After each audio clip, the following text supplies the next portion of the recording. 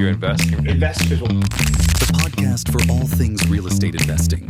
Welcome back to another episode of Investor One-on-One. Today's guest is a self-made real estate investor who's built a portfolio without relying on banks. Based out of Dayton, Ohio, he's the founder of True Wealth Investors. And over the past decade, he's raised private money, used creative financing strategies, and built systems that allowed him to manage 50 plus rental properties without the stress most landlords fear. But his journey didn't start easy. When his teaching job ended in 2012, he was driving a borrowed car, living in a borrowed house, and had mounting bills to pay. With no savings, no job, and no backup plan, he went all in on real estate. He used the BRRRR method to scale fast and smart, funding deal after deal by building trust with private lenders. Today, he's the host of the True Wealth Investors podcast, which we'll talk more about, where he shares the highs and lows of his journey and teaches others how to build a business that creates income, freedom, and long-lasting impact in their communities and beyond. He's a teacher at heart and now using the same passion to help others build their dream life one door at a time. So let's get into it and please welcome to the show, Chad Harris. Hey, thank you for having me. I appreciate it, Or. Glad to be here. Thank you, Chad. I'm really excited to hear more about your story. I know we spoke a little bit, but let's go back into 2012. What was going in your head when your job ended and how you decided to dive into real estate with no money, no car, and all these bills piling up? Yeah, it's not the ideal way to start into real estate, that's for sure. And for me, it was, kind of a dark point in my life. Um, so I had been living overseas with my family. We were working in Kenya and overseas in ministry, and we'd come back for the birth of my fourth child and my youngest son. And when he was born, he had health issues and had to have a breathing machine and couldn't fly, couldn't live in the remote location that we lived in Kenya. And so my job was ending. The house we were living in was provided by a church. We had a car provided for us. Like I really had nothing here, no way to pay the mounting bills. And it was just a miserable point, one, worrying about him, but also not having any way to provide for my family. And really, at a deeper level, it was that I felt like I was letting them down, that they deserved more, and I needed to be the provider for them. So that was my origin. I just decided I was going to be a buy and hold investor. I didn't really have any way. I didn't really understand how, right? I had no money. I looked terrible to a bank. My job had a pitifully small income and it was ending. And there was really no reason for me to think I could be a buy and hold investor, except that I was just committed to it. So I just went out and I started telling people over and over, hey, I'm buying houses, I'm buying real estate. Um, and repeatedly, they would respond in similar ways, right? Over and over, they would say, oh, that's great. I always wanted to do that. Or I wanted to buy a rental, but I never pulled the trigger. Or I love watching those shows on HGTV, right? The numbers are so amazing. We all hear similar comments to that. And so I realized there was an opportunity there where I could help them. I could help them get into real estate, which is what they really want to do. And at the same time, I could buy the properties that I want. And so I gave them the opportunity to be the lenders in my business. They could be just like the bank, loan me the money for the purchase and rehab. And that's how I started buying properties. I did it a little differently because I was used to raising money for ministry. I was familiar with that process and those conversations. And so I would raise money on the front end for the purchase and rehab. Then I would rent the property and then I would refinance, but with another private lender. So I would use a short-term lender on the front end and then a long-term lender on the back end. And that's how I bought my first 25 doors. Then I started to figure out some seller financing and mixing those in and didn't get the first bank loan until 55 doors. And now at 80 doors, still haven't used a bank to purchase a property. So, not because I can't qualify for a bank loan anymore, but just because it's so easy to use private money and seller financing. For sure. And are all your doors in Ohio? Everything is local. Yeah, it's all in Dayton, Ohio.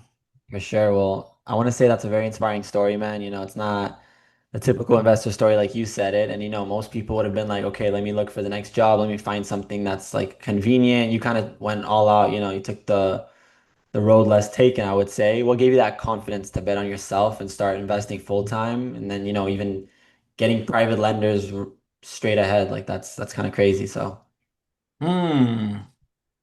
Yeah, I think I had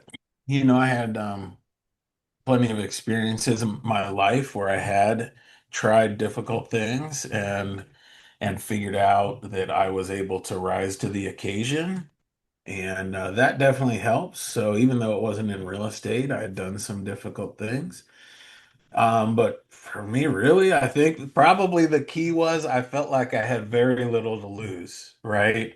Um, my my income was so low, and I qualified for a loan based on my missionary income, bought our home that we still live in today, and 3 weeks later my income ended. And so I felt like my back was against the wall, and it was kind of that burn the ships moment, right? There is no alternative to success. I have to make it as a real estate investor.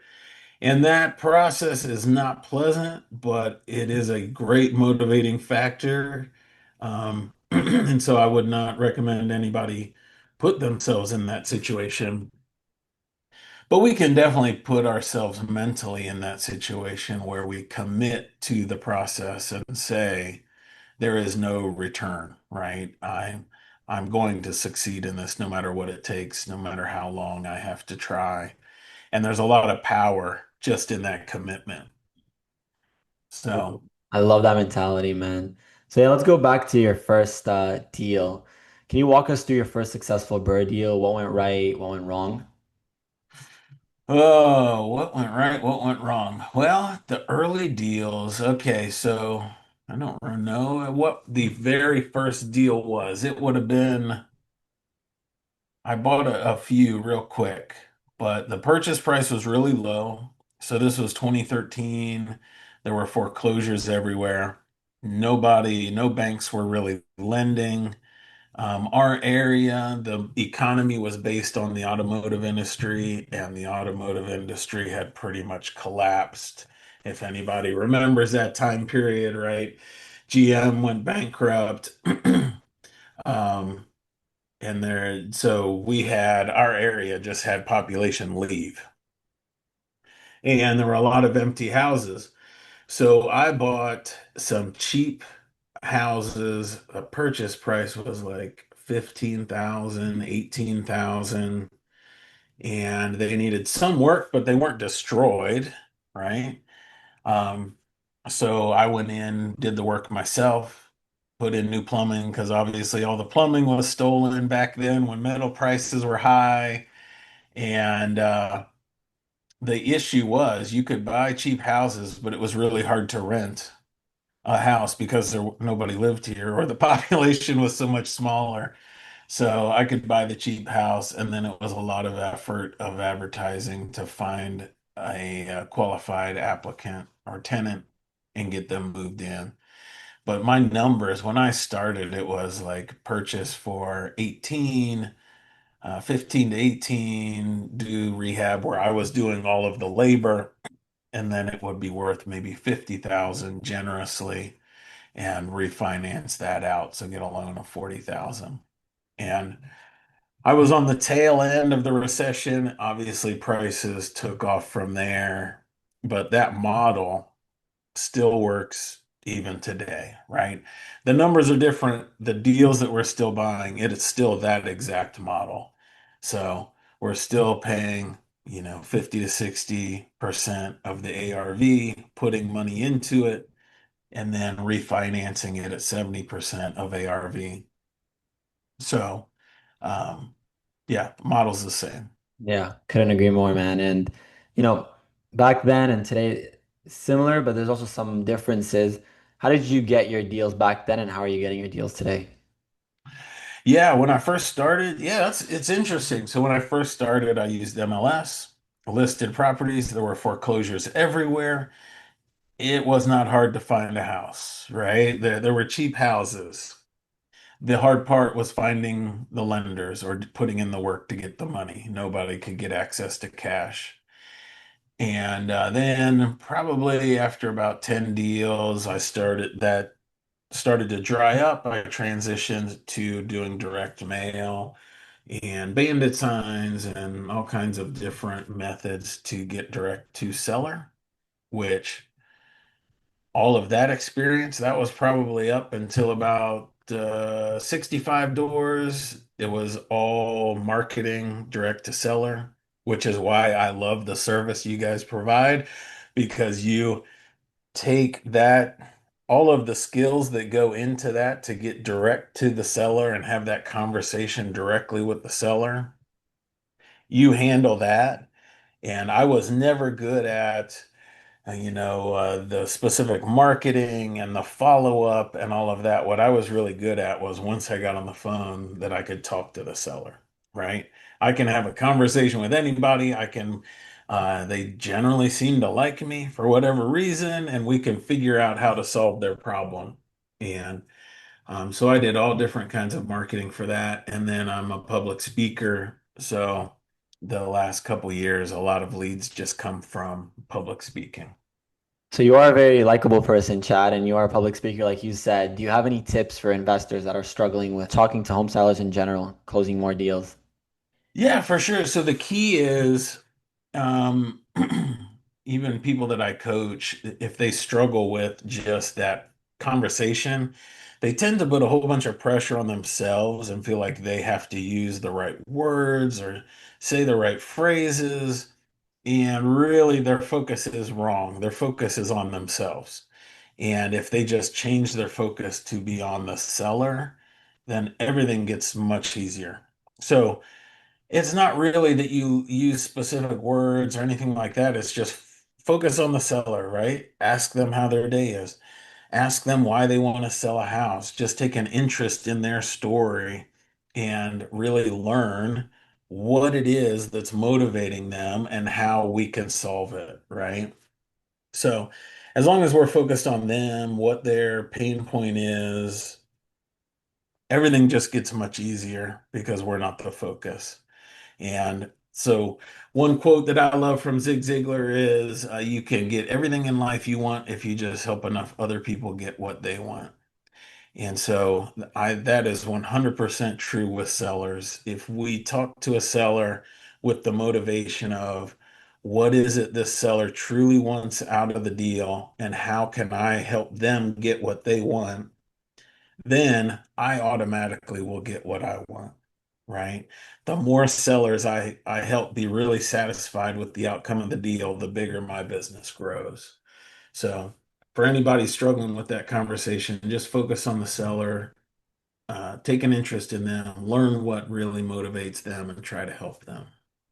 For sure, that's some great advice. And, from talking to so many sellers, do you have any creative financing strategies that are working better than others that you would like to share with us? Yeah, well, 100%. So what I do and what my students do is really simple. In dealing with sellers, what I don't want or what I never want to do is start using like real estate jargon and all these technical terms, right? And, Exactly. this is going to be a sub two deal and blah, blah, blah. No seller really cares and they don't understand what those words mean. And so just use super simple language and just say, I appreciate you taking the time to meet with me and I like your house, be complimentary. And then I can pay you this much money, all cash right away. Or if I can pay you over time, I'm able to pay you this much at closing and this much per month, right? Mhm. Super simple. And then once they accept that idea, if they like being paid over time, which a lot of sellers do, there's a lot of benefits to them to be paid over time, then I'll tend to pick the strategy that works best for me, right? Because the seller doesn't really care what kind of document is used or, what structure we use. All they care is, do I have to deal with this house anymore? And when do I get paid, right? That's what they really care about. So, I agree. um, Yeah. Sure, man. Keep it simple, like you said, these people have one thing in mind is just like letting this house go and you don't want to complicate or scare them. So I agree with that, man. And talking about simplicity and scaling and systems, you manage over 50 doors. Without the headaches most landlords complain about, what are the key systems you've put in place? Key systems, yeah. So yeah, I need to update that because we manage 80 now. I have one part-time assistant and one severely part-time leasing agent, and that's it. And so we currently expense at 2%, is what we spend on our management.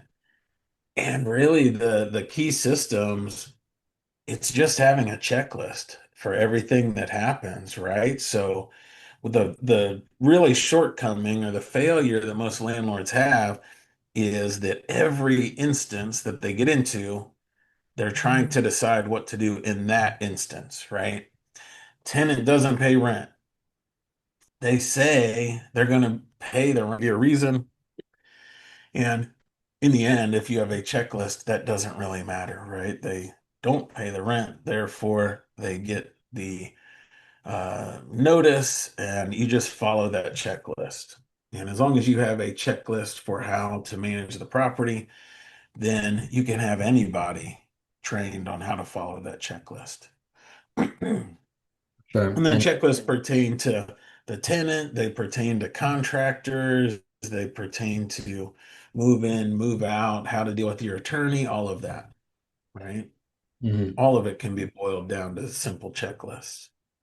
I love it, man. You love keeping things simple. That's how things should be. Right. You know, Yeah.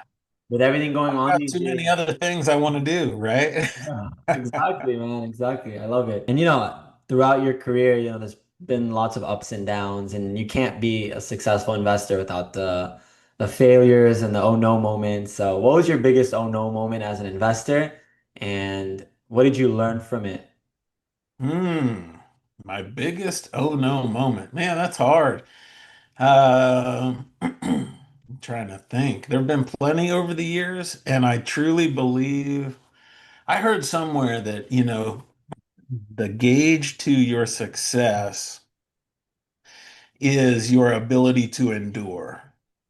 And that resonated with me because it's not always, it's not always what flowers and rainbows, right? If it were, everybody would do it, There are difficult situations, difficult periods, and I guess probably one of my lower points, I was trying to grow like crazy, and I was hiring a whole bunch of contractors, and I had to raise the money to be able to pay the contractors. And I remember multiple weeks in a stretch where it was, Wednesday and I wasn't sure. I didn't have the money to pay them on Friday. And that was stress that I wouldn't want to go through again because um, if I hire them, right, that's a relationship I'm committed to, and I'm gonna take ultimate care of them. But we always made payments on Friday, one way or another, it worked out. And there were plenty of situations over the years where I wasn't quite sure how it would work out, but just keep at it. So I wish there was a better answer, but yeah, just endure. That's a great answer, man. And to make this question a bit easier, what do you think is the hardest part of being a real estate investor today? I really think the hardest part of being a real estate investor today is so there's a lot of information out there, right? It's super easy to get information. We can watch videos, we can listen to podcasts, but the personal application of the information is hard. And the most real estate investors today, I feel like they struggle because they're doing it alone. And so they get into one of those difficult situations and they feel like they've failed, and they feel like they're the first person to come across that situation. And if we can surround ourselves with other investors, especially other investors who are further than us, then we recognize that, okay, everybody who succeeds, they have to go through this, right? everybody who's been in real estate long enough, they've been through something similar than this. And it's not that we failed, it's just par for the course. So I think those relationships and just surrounding yourselves with other successful investors, that's people's biggest struggle right now. Yeah, it's really important having a community. And like you said, it's a very digital world these days, and it is putting us together, but it's also keeping us a bit farther. So it's important to have those good people around you because your environment is who you are, So those are some really wise words. Now let's go back to the beginning. I know you spoke about when you started to use private money.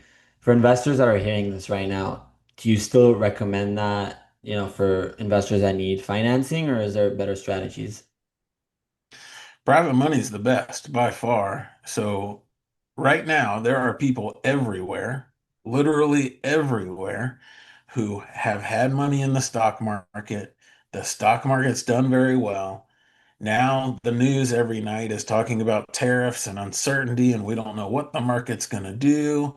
And so they are nervous and pulling money out of the stock market and just want somewhere to put it where they can get a good return. That is everywhere, right? Mhm. And so, as real estate investors, if we offer for them to be the bank and they make a loan in our business, they can get a good return, which is better than they're getting elsewhere. Plus, it's secured by real estate, and we can provide exactly what they want. So, it's very simple, very easy to raise private money when you know how to do it well. And then once we have access to money, when we're buying houses, right, at 70% of the value, and it's still a good rental market, and if you're creating 30 to $60,000 in equity on every deal you do, you can build wealth really fast without having to use any of your own money, and over time get that freedom that everybody actually gets in real estate for, right? That's why most of us get in this game, and with private money, you can accomplish it much faster. And in your opinion, how are investors like you finding these people? It's got to be just networking, right? So just sharing your story and sharing it in a way that other people see that they can play a part. Because the best private lenders, they've never heard of lending money on a real estate deal, right? That's Mhm. not something that's offered by their financial planner. And so we have to take the initiative and share what our business does in a way that suddenly they recognize, oh, okay, I could be a lender. I could have all these benefits that their private lenders have.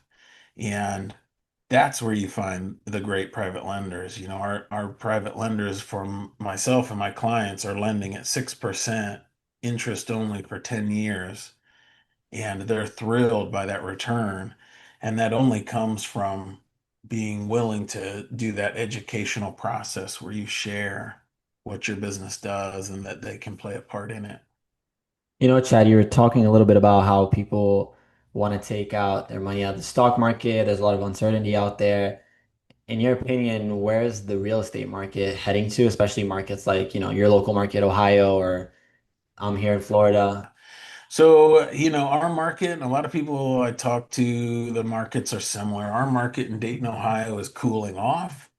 So, inventory is starting to rise. Prices are at least holding steady, um, which, as a buy and hold investor, is a really good thing, right? That means more opportunity for us to buy rentals. The rental market is great. Um, with higher interest rates, less people qualify for mortgages to buy a house. You have a lot better tenants available in that market. And so, if I were to be focused on flipping, I'd be worried a little bit. But in rentals, man, life is good. Everything is good and looking up. You're right. That's the way it is. And yeah, Chad, you've been in this industry for a while, man, and this is something I like asking a lot of successful real estate investors. If you had to start scratch today in 2025 with nothing but your amazing brain and personality and $10,000, what would you do? How would you start? Yeah, 100%. So, I mean, for me, this is a very personal question because my oldest son is 19 and just starting to invest.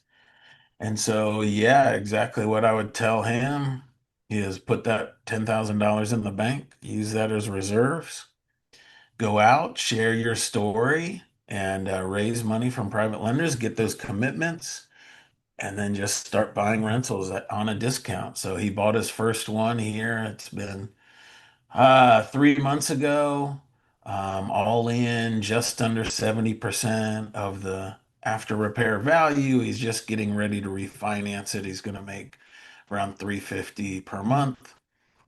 I mean, all he has to do is just recycle that money and he will have the wealth and freedom that most of us are, try our whole lives to get. He's going to have it at a very young age.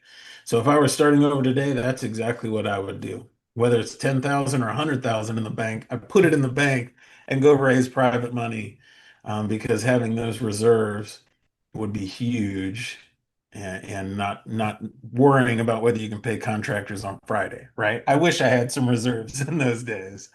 So. For sure. And let's talk a little bit more about your podcast. What's the main message you're trying to share with investors?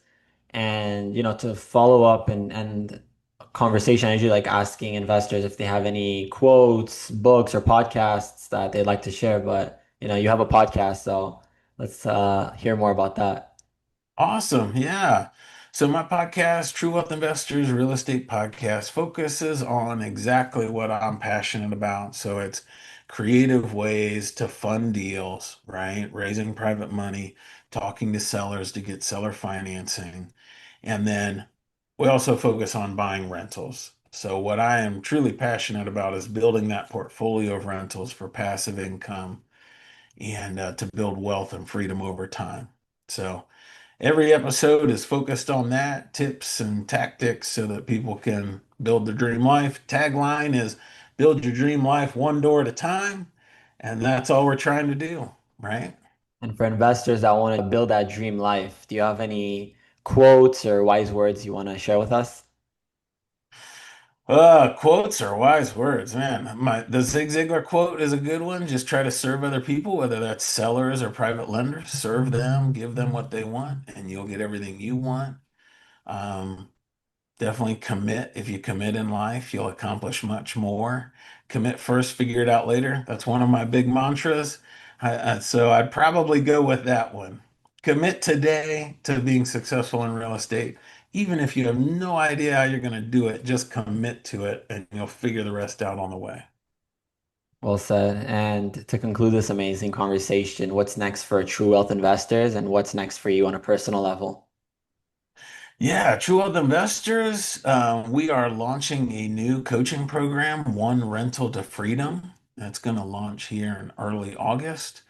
And the focus is on buying that first rental property with other people's money without using any of your own money, and then recycling that money so that people can scale. And I'm really excited about that. And personally, my oldest son is working in our business, starting to invest. That's really exciting. And my second oldest son is about a year away, and I'm expanding my vision for the real estate business to include what they want, right? To include them so that it can be a family affair. And that's like one of the most fulfilling jobs I can have, right? I love that. So that's an exciting horizon for sure. That's amazing. Chad, thank you so much for sharing your story, your strategies, and your heart with us today. For anyone listening who wants to learn more, follow you, how can they find you and connect with you? Yeah, you can find me on Facebook. You can find me in a Facebook group, One Rental to Freedom, True Wealth Real Estate Podcast, YouTube, or TrueWealthInvestors.com has links to everything. So reach out to me. I'd be glad to talk. Amazing. And to our listeners, thank you for being a part of this conversation. If you got value from today's episode, be sure to subscribe, leave a review, and share it with a fellow investor who needs to hear this. Thank you so much, Chad. Thank you, Or. Appreciate you having me.